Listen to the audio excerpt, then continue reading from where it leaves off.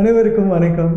Don டிவியின் போஸ்டில் ஒரு குட்டி ஸ்டோரியில் வளமையாக நிறைய கதைகளை பார்த்துருப்பீங்க. அந்த மாதிரி இந்த வாரமும் பல சுவாரஸ்யமாக நாம் கேட்டு அல்லது நம்ம கேட்டறிந்த இல்லை தெரிந்த இல்லைன்னா நம்ம நண்பர்களுக்கோ அல்ல உறவினர்களுக்கோ பல சுவாரஸ்யமான அதே மாதிரி சோகமான பல கதைகள் இருக்கும். அந்த கதைகளை தான் இந்த நிகழ்ச்சியில் பகிர்ந்து கொண்டிருக்கிறோம். அந்த வகையில் இன்றைய நிகழ்ச்சியிலையும் ஒரு சில கதைகளோடு உங்களை சந்திக்க வந்திருக்கிறேன். அதில் முதலாவது கதையாக நம்ம பார்க்க போகிறது நித்யா அப்படின்றவங்களோட வாட்ஸ்அப்பில் வந்த ஒரு கதை தான். குறிப்பாக சொல்லணும் அப்படின்னு சொன்னால் இது ஒரு 2 சகோதரர்களை பற்றினது. சகோதரர்கள் அப்படின்னு சொல்லும்போது சகோதரிகள் அவங்களோட சம்மந்தப்பட்ட கதை. குறிப்பாக என்ன கதை அப்படின்னு சொன்னால் அவங்களுடைய மகள், அதாவது செல்லம்மா அப்படின்ற அவங்களுடைய மகள் தான் நித்யா. அவங்க எழுதியிருக்காங்க ஒரு கதை வாட்ஸ்அப்பில். அதாவது என்ன அப்படின்னா, குறிப்பாக ஒரு 40-42 வருஷத்துக்கு முன்னுக்கு நடந்த ஒரு கதை. அதாவது என்னன்னா, அக்கா தங்கச்சிக்குள்ளே ஏற்பட்ட ஒரு ஒற்றுமையாக இருந்த ஒரு குடும்பம் எப்படி சிதைவுற்றது அப்படின்ற விஷயத்த சொல்லியிருக்காங்க.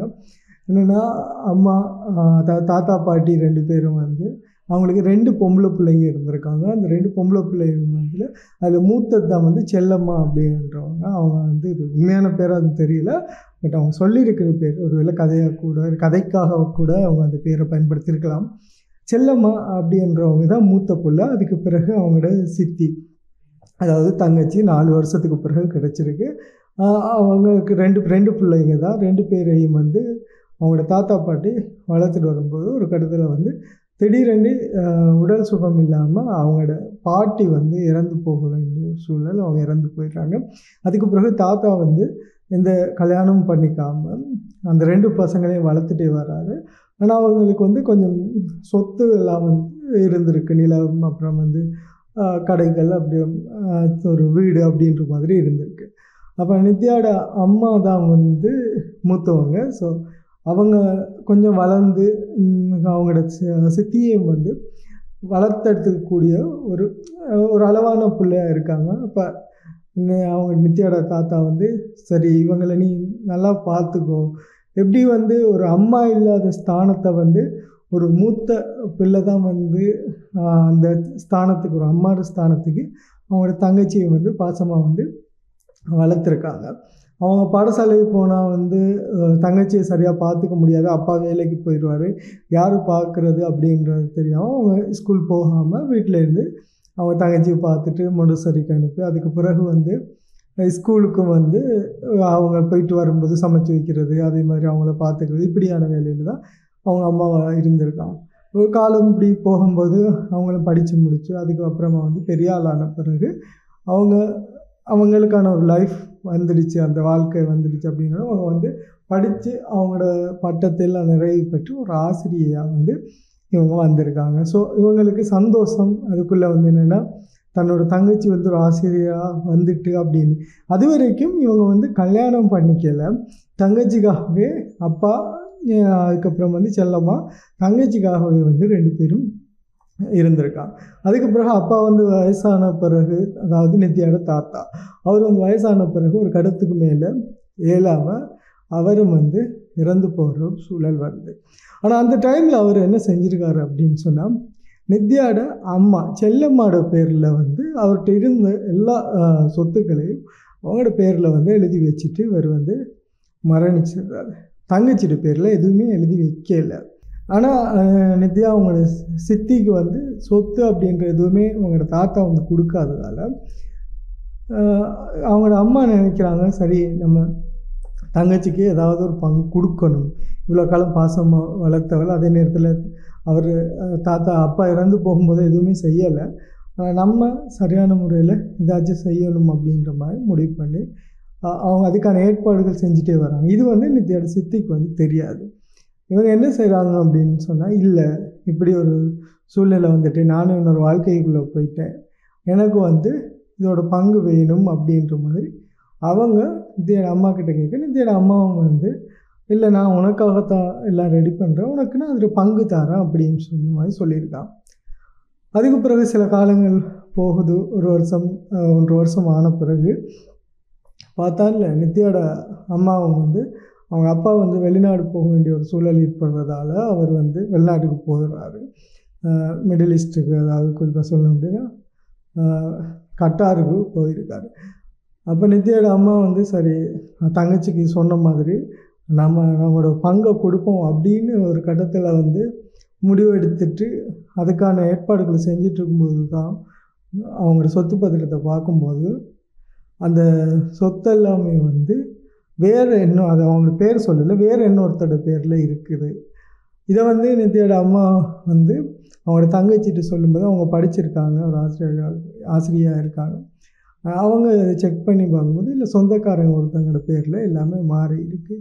அதுவும் சுமார் ஒரு 6-7 வருடங்களுக்கு முன்னுக்கு இதெல்லாம் மாறின மாதிரி இருக்குது. அப்போ அதை வந்து அவங்களோட சொத்துக்களை விற்கவோ இல்லைன்னு சொன்னால் பங்கிடவோ முடியாத ஒரு சூழல் வந்துருக்கு. அப்போ இங்கே என்ன தான் நடந்திருக்கு அப்படின்னு தேடி பார்த்தா நித்யாவோட அம்மா வந்து படிக்காததால் அவங்களுக்கு வந்து இந்த விஷயங்கள் எல்லாம் தெரியாது. என்ன நாங்கள் என்னத்துக்கு இது கையெழுத்து வைக்கிறோம், என்ன செய்கிறோம், இதில் என்ன மாத்திரம் என்னன்ற மாதிரிலாம் தெரியாது. ஆனால் ஏதோ ஒரு முறையில் யாரோ ஒரு உறவினர்கள் வந்து இந்த மாதிரி வந்து ஏமாற்றிட்டாங்க. கடைசியில் 2 பேருக்கும் அதில் பங்கு இல்லை அப்படின்ற மாதிரி நிறைய பிரச்சனையெல்லாம் போயிருக்கு. அதுலேருந்து நித்யா சொல்லியிருக்கிற ஒரு விஷயம் என்னென்னா, நம்ம என்ன சூழல் வந்தாலும் இல்லை என்ன பிரச்சனை வந்தாலும் நமக்கு ஒரு பிரச்சனைன்னு வரும்போது நாங்கள் முடிஞ்ச வரைக்கும் எந்த இடத்துலையோ இல்லைன்னா யாராவது நம்பிக்கையானவங்க ஒரு கையெழுத்து வாங்குறதா இருந்தாலும் நம்ம தெரிஞ்சவங்கக்கிட்ட கொடுத்து என்ன ஏது இருக்குது அப்படின்ற மாதிரி நாங்கள் வந்து சரியான முறையில் தெரிஞ்சுக்கிட்டு வந்து இந்த மாதிரி கையெழுத்து போடுறது நமக்கும் பாதுகாப்பாக இருக்கும். அதனால் மற்றவர்களுக்கும் பிரயோசனமாக இருக்கும். ஏன்னா இதால் வந்து 2 பேர் பாதிக்கப்பட்டிருக்காங்க. அதுக்கு பிறகு அக்கா தங்கச்சிக்கு இடையில் முரண்பாடு வந்திருக்கு, பிரச்சனைகள் வந்திருக்கு. அதுக்கு பிறகு இப்போ வந்து சித்தி வந்து தங்களோட பேசுகிறது கூட இல்லை அப்படின்ற மாதிரி இந்த கதையை வந்து முடிச்சிருக்காங்க. ஸோ இது வந்து எல்லோருடைய வாழ்க்கையிலையும் வந்து இப்படி தான் நம்பிக்கை துரோகம் அப்படின்றது நடக்கும். ஆனால் நம்ம எந்தளவுக்கு பாதுகாப்பாக இருக்கிறோமோ அந்தளவுக்கு வந்து இந்த மாதிரியான விஷயங்கள்ல இருந்து நம்மளை பாதுகாத்து கொள்ள முடியும் அப்படின்றது இந்த கதை வந்து எங்களுக்கு உணர்த்துது. போஸ்ட்டில் ஒரு குட்டி ஸ்டோரியில் அடுத்ததாக வந்து ஒரு கதை. அது என்ன கதை அப்படின்னா கொஞ்சம் சுவாரஸ்யமான கதையும் கூட தான். அதாவது குறிப்பாக அப்படின்னா ஒரு வீடு சம்பந்தமான ஒரு கதை. இப்போ நம்ம சமீபத்தில் வந்த ஒரு திரைப்படம் நினைக்கிறேன் நான் 3 BHK அப்படின்னு. ஸோ அந்த படம் கூட இந்த கதையில் நடந்த சம்பவம் மாதிரியே இருக்கும். ஆனால் என்னென்னா ஒரு கிராமத்தில் நடந்த ஒரு கதை. இந்த கதையை வந்து சிவா அவங்க போட்டிருக்காரு. சிவா வந்து வாட்ஸ்அப்பில் போட்டிருக்காரு. ஸோ என்ன அப்படின்னா இப்போ தானே நம்ம அடுக்குமாடி வீடுகள் எல்லாம் கட்டிட்டு சந்தோஷமாக இருக்கிறத நம்ம பார்க்குறோம். ஆனால் அந்த நேரத்தில் கிட்டத்தட்ட 2000 ஆரம்ப பகுதி அப்படின்ற மாதிரி இருக்குது. 2000 ஆரம்ப பகுதியில் வந்து வீடு ஒன்றும், அதாவது ஒரு அப்சியா வீடு கட்டணும் அப்படின்னு சொல்லி ஆசைப்பட்டிருக்காரு சிவா. அதுக்காக வந்து வெளிநாட்டில் போய் உழைச்சிட்டு வந்திருக்காரு. அப்புறம் வந்து இங்கேயும் அவர் காணும் போதெல்லாம் என்னெல்லாம் வேலை கிடைக்குமோ எல்லா வேலையும் செஞ்சுருக்காரு. எதுக்காகனா அவரோட குடும்பம் வந்து ஒரு கூட்டு குடும்பமாக இருந்திருக்காங்க. ஸோ அவருக்கு வந்து அப்படி இருக்கிறது பிடிக்கலை. மேக்சிமம் நான் வந்து தனியாக இருக்கணும் அப்படின்ற மாதிரி தான் ஆசைப்பட்டிருக்காரு. அப்போ அவரும் அவருடைய மனைவியும் 3 பசங்க. ஸோ இவங்களோட வந்து நம்ம வந்து தனியாக போயிருக்கணும், நல்ல ஒரு பெரிய வீடு கட்டணும் அப்படின்னு சொல்லி ஆசைப்பட்டு முடிஞ்ச வரைக்கும் எல்லா வேலையும் பண்ணி ஒரு நிலம் வாங்கி அந்த நிலத்தில் வந்து இந்த மாதிரி தான் பிளானிங்கில் வந்து வீடெல்லாம் வரணும் அப்படின்ற மாதிரி ஆசைப்பட்ட மாதிரி ஒரு வீடும் கட்டி முடிச்சிருக்காரு. ஸோ அதாவது கட்டுற ஏற்பாடுகள்லாம் செஞ்சு ஆரம்ப கட்டத்துலேருந்து முடிஞ்ச வரைக்கும் செலவு பண்ணி நல்லது ஒரு வீடு கட்டணும் அப்படின்னு சொல்லி ரொம்ப செலவு பண்ணி இருந்ததெல்லாம் சொத்துக்களெல்லாம் விற்று அதே மாதிரி ஒரு உழைச்ச காசையெல்லாம் போட்டு வீடு கட்டுறாரு. அந்த கடனால வந்து இதோட வேலை நடந்துகிட்டே இருக்குது. ஆனால் வீடு வந்து கட்டி முடிஞ்ச மாதிரி தெரியலை. என்னடா இது இவ்வளோ செலவு பண்ணுறோம், நம்ம அவ்வளோ பெரிய வீடும் இல்லை, நம்ம பிளானிங்கில் ஒரு பட்ஜெட் வச்சுருக்கோம், இந்த பட்ஜெட்டுக்குள்ளே தான் வந்து இந்த வீடு வரும் அப்படின்னு பார்த்தா ஆனால் வீட்டுக்கான செலவு கூட இருக்குது, வீடு இன்னும் கட்டி முடியலை அப்படின்ற மாதிரி இவர் சிவாவும் வந்து யோசிச்சுட்டு அவர் வெளிநாட்டில் இருந்து சில நண்பர்கள்கிட்ட உதவி பெற்று வீட்டுக்கு வந்து செலவழிக்கணுன்றதுக்கான காசும் கொடுத்துருக்காரு. இப்போ அவங்களும் சில நேரம் கால் பண்ணி கேட்பாங்க தானே, என்ன மாதிரி வேலையில் முடிஞ்சால் காசு திரும்பி தாரியா அப்படின்ற மாதிரிலாம் கேட்பாங்க. சரி, இவரும் வந்து சரி வீட்டு வேலைகள் நடக்குது தானே தொடர்ச்சியாக, நம்மளும் வந்து முடிஞ்ச வரைக்கும் என்ன நடக்குது அப்படின்றத அந்த இடத்துல போய் பார்க்கணும் அப்படின்றக்கா ஒரு வெளிநாட்டில் இருந்தவர் ஒரு மாதம் லீவு போட்டு வாராரு. வீட்டு வேலை நடக்குது பார்க்கணும் அப்படின்றது. அப்போ வந்து இந்த மாதிரி வாட்ஸ்அப் அதெல்லாம் கிடையாது இல்லையா. உடனே என்ன நடக்குதுன்றது ஒரு ஃபோட்டோ பிடிச்சோ இல்லை வீடியோ காலையோ பார்த்து பேசி இதுன்ற இவரும் வந்து என்ன செஞ்சுருக்காரு அப்படின்னா, அவரும் ஒரு கான்ட்ராக்ட் வந்து ஒரு தெரிஞ்ச ஒருத்தர்கிட்ட கொடுத்துருக்காரு. நீ வந்து வீட்டு வேலையை எல்லாம் வந்து செஞ்சு முடிச்சுட்டு எனக்கு வந்து பட்ஜெட் இவ்வளோன்றதை மட்டும் சொல்லு அப்படின்ற மாதிரி தான் நம்பிக்கையில் தான் அவரும் கொடுத்துருக்காரு. அது வந்து எப்படின்னு சொன்னால், வீட்டில் இருக்கவங்களுக்கு தெரியாமல் இந்த மாதிரி ஒரு வீடு கட்டியிருக்கேன், இல்லாட்டி இந்த மாதிரி ஒரு வீடு வேலை முடிஞ்சிருக்கு, நான் வந்து இங்கே போகிறேன் அப்படின்ற மாதிரி தான் இவரோட பிளானிங் இருந்திருக்கு. ஒரு சர்ப்ரைஸ் வந்து ஒரு சர்ப்ரைஸாக வந்து ஒரு விசிட் பண்ணுவோம். ஸோ ஃபேமிலியையும் கூட்டிகிட்டு போயிட்டு நம்ம தனி கொடுத்தனமாக போவோம் அப்படின்ற மாதிரி இவர் வீட்டாக்களுக்கும் சொல்லாமல் தான் இவ்வளோ வேலையும் பார்த்துருக்காரு. இந்த கதையில் சுவாரஸ்யமாக நடந்த விஷயமே அதுதான். அப்போ இவ்வளோ நடந்திருக்குது, ஆனால் என்னடா இன்னும் வீடு வேலை முடியலை அப்படின்றாங்க, இன்னும் காசு தான் கேட்டுட்ருக்காங்க, நம்மளும் இவ்வளோ செலவு பண்ணிட்டோம், வீட்டு வேலை முடியலை அப்படின்னு சொல்லி தான் வெளிநாட்டில் இருந்து இவர் என்ன செய்கிறாரு அப்படின்னு சொன்னால், சரி நான் வந்து பார்ப்போம் அப்படின்னு சொல்லாமல் லீவ் போட்டு ஒரு மாதம் லீவ் போட்டு வாராரு. சிவா வந்து இப்படி தன்னோட இடம் இங்கே இருக்குது, அங்கே வீட்டு வேலை நடக்கணும், அப்படி நடந்துகிட்ருக்கும், ஸோ போய் பார்ப்போம் அப்படின்னு சொல்லி அவரோட ஃப்ரெண்டு, அந்த கான்ட்ராக்ட் கொடுத்த ஃப்ரெண்டு கூட அவர் பேசாமல் ரகசியமாக வந்திருக்காரு. வந்து வீட்டுக்கெல்லாம் போயிட்டு அம்மா அப்பா அப்புறம் சகோதரங்கள் எல்லாரையும் பார்த்துட்டு இவர் அந்த இடத்துக்கு போகிறாரு. போயிட்டு அங்கே போய் பார்த்தா அந்த வடிவேல் சொல்கிற மாதிரி ஐயோ கிணத்த காணுமே அப்படின்ற மாதிரி அங்கே வீடும் இல்லை, நிலத்தை வந்து எந்த வேலையும் நடக்கவே இல்லை. என்னடா இதில் தான் வீடு கட்டுறேன்டாங்க எல்லாம் சொன்னாங்க இங்கே அப்படின்னு சொல்லி ஃப்ரெண்டையும் கால் பண்ணால் அவர் சொல்லியிருக்காரு, ஆமாம் நான் வந்து இதில் தான் நிற்கிறேன், காணியில் தான் நிற்கிறேன், வீட்டு வேலை நடந்துட்டு இருக்குது அப்படின்ற மாதிரி. ஆனால் இவரை நிற்கிறது காணியில் தான், அவருக்கு தெரியாது இவர் வந்திருக்கிறது அப்படின்றது. இல்லை இது எந்த எனக்கு வந்து நீ நான் ஃப்ரெண்டு அனுப்புகிறேன், ஃபோட்டோ ஒன்று எடுத்து அனுப்புறியா அப்படின்னு. இல்லை மச்சான், இப்போ ஃபோட்டோ எடுத்துட்டா அது வந்து கண்பட்டணும், அது அந்த இடத்துல வந்து எல்லாருமே பார்க்கக்கூடாது, ஏன்னா நீ வந்து அப்படி அழகாக நம்ம கட்டிகிட்ருக்கோம் அப்படின்னு சொல்லி. ஆனால் உண்மையான நிலத்தில் வந்து 2 மாடு தான் மேய்ஞ்சிட்டு நிற்கிது, வேறு எந்த வேலையும் நடக்கலை. அதுக்கு பிறகு தான் இவர் வந்து அப்போ அந்த லேண்ட்லைன் தானே மறுபடியும் போயிட்டு அவங்ககிட்ட தெரிஞ்ச ஒருத்தவங்கக்கிட்ட கால் பண்ணி அது மூலமாக அவர் நண்பரை தொடர்பு கொண்டு, நான் இல்லை இங்கே தான் நிற்கிறேன், இந்த இடத்துல தான் நிற்கிறேன், நீ வா அப்படின்னோடனே கட் பண்ண ஃபோன் தான். அதுக்கு பிறகு ஒரு தேடி பிடிச்சி இல்லைன்னா போலீஸில் எல்லாம் போய் கம்ப்ளைண்ட் பண்ணி பெரிய பிரச்சனை நடந்திருக்கு. இதுலேயும் வந்து ஒரு நம்பிக்கை துரோகம், அதே நேரத்தில் நம்ம வந்து அதீதமான நம்பிக்கை யார் மேலே வைக்கிறோம் அப்படின்ற ஒரு விஷயத்தை தான் இந்த கதையும் எங்களுக்கு வந்து சொல்லியிருக்கு. அதாவது நம்ம நண்பராக இருந்தால் கூட அவங்க நம்ம கொடுக்குற பணத்துக்கான சரியான வேலைகள் நடக்குதா அப்படின்றத பார்க்கணும் அப்படின்றத இந்த கதை வந்து உணர்த்தியிருக்கு.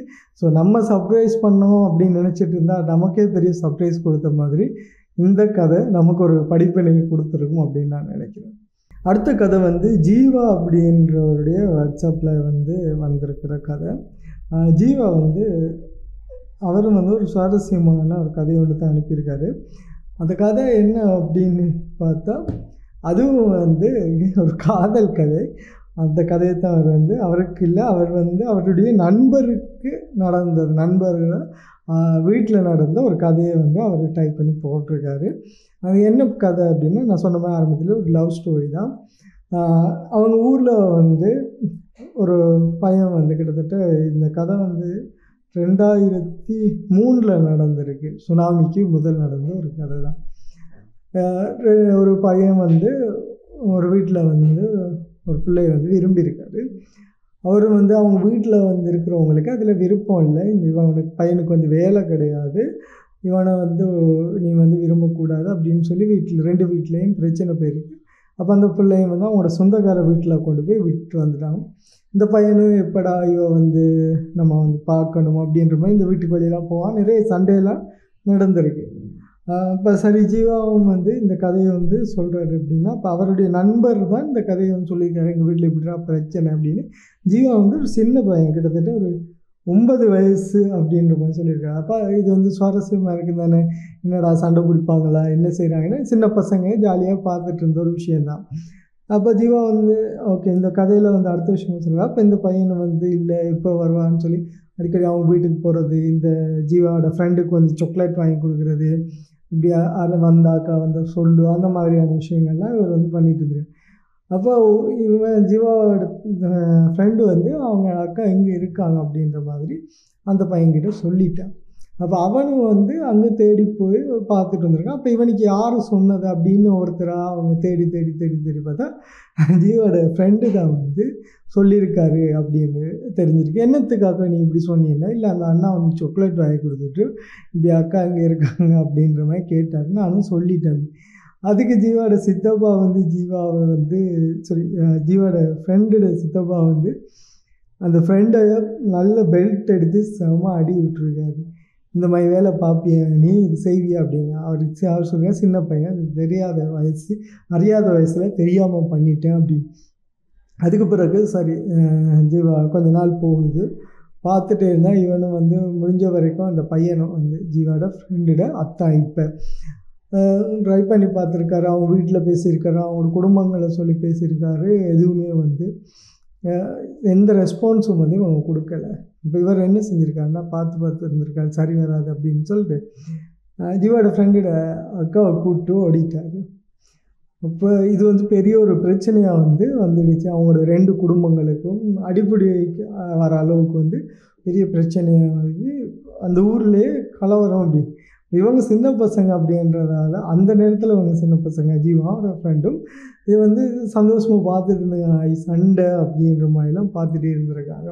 உங்களுக்கு தெரியாது இந்த சண்டை வந்து எவ்வளோ பாரதூரமாக முடியும் அப்படின்றதெல்லாம் தெரியாது. அவங்கள பொறுத்த வரைக்கும் 2 பேர் சண்டை போடுறாங்க அப்படின்ற மாதிரி ஜாலியாக பார்த்துட்டு இருந்திருக்காங்க.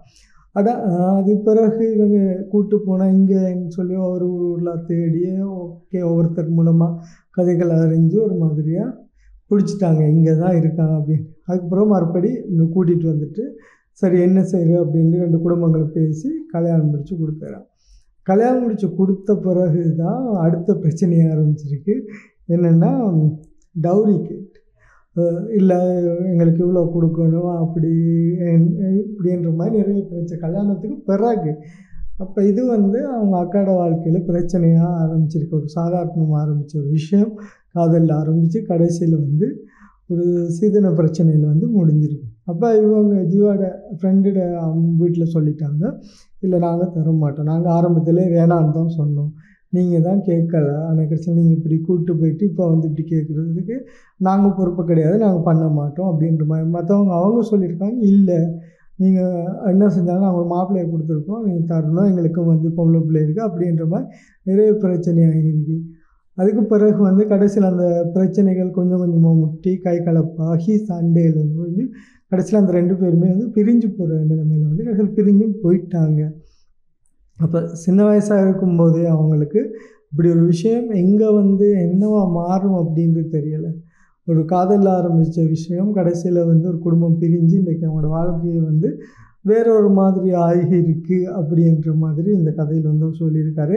ஸோ எந்த ஒரு விஷயமே வந்து ஆரம்பிக்கும் போது சின்னதாக இருந்தாலும் நம்ம அறியாமல் செஞ்சிருந்தாலும் அது வந்து எவ்வளோ ஒரு பாதிப்பை ஏற்படுத்தும் அப்படின்ற மாதிரி ஜீவா இந்த கதையில் வந்து அந்த கதையை சொல்லியிருக்காரு. அதாவது ஒரு முழுசாக சொல்லலை, இதோட முடிச்சிருக்காரு. அவங்களோட வாழ்க்கை வந்து இப்போ வந்து ஒரு வேறொரு மாதிரி ஆகிடுச்சு. அவங்க அவ்வளோ நல்லா இருந்தவங்க இன்றைக்கி வந்து கொஞ்சம் என்ன சொல்கிறேன்னா அதையே யோசித்து அவங்க மனநிலை வந்து பாதிக்கப்படுற அளவுக்கும் அவங்களோட வாழ்க்கை மாறியிருக்கு அப்படிங்கிற மாதிரி தான் சொல்லியிருக்காரு. ஸோ இதுதான் வாழ்க்கை. என்ன நமக்கு என்ன நடக்கும் அப்படின்னு தெரியாது. நம்ம சின்னதாக செய்கிற ஒரு சில தவறுகள் கூட நம்ம வாழ்க்கையை பெருசாக பாதிக்கும் அப்படின்ற மாதிரி இந்த கதையை முடிச்சிருக்காரு.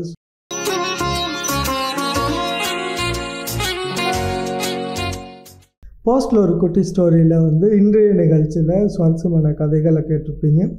ஏதோ ஒரு விதத்தில் நம்மளை சுற்றி நடக்கிற பல கதைகள் நமக்கு இந்த மாதிரியான ஒரு விளைவை ஏற்படுத்தும் அப்படின்னு நம்ம யோசிச்சிருக்க மாட்டோம். ஆனால் கால சூழலுக்கு ஏற்ற மாதிரி நம்மளோட வாழ்க்கையோ இல்லை நம்ம நண்பர்களுடைய வாழ்க்கையோ இல்லை நம்ம தெரிஞ்சவங்களோட வாழ்க்கையோ எல்லாருடைய வாழ்க்கையிலையும் பல கதைகள் இருக்கும். அந்த பல கதைகள் சிலது வந்து சுவாரஸ்யமாக இருக்கும், சிலது வந்து சோகமானதாக இருக்கும், சிலது வந்து சொல்லக்கூடியதாக இருக்கும், சிலது வந்து சொல்லவே முடியாததாக இருக்கும். இவ்வாறு பல கதைகள் நம்ம வாழ்க்கையில் ஒளிஞ்சு கொண்டே இருக்கும். அது நம்ம ஆழ் மனசுக்கு தான் தெரியும் அந்த கதைகளுடைய வழிகளும் அதனுடைய தாக்கங்களும் எப்படி இருக்கும் அப்படின்றது. ஸோ இன்றைய நிகழ்ச்சியில் வந்து கதைகள் வந்து சுவாரஸ்யமாக இருந்திருக்கும் அப்படின்ற மாதிரி நினைக்கிறேன். மற்றும் ஒரு போஸ்ட்டில் ஒரு குட்டி ஸ்டோரியில் உங்களை சந்திக்கும் வரை விடைபெறும் நான் ரிஸ்வான். நன்றி, வணக்கம்.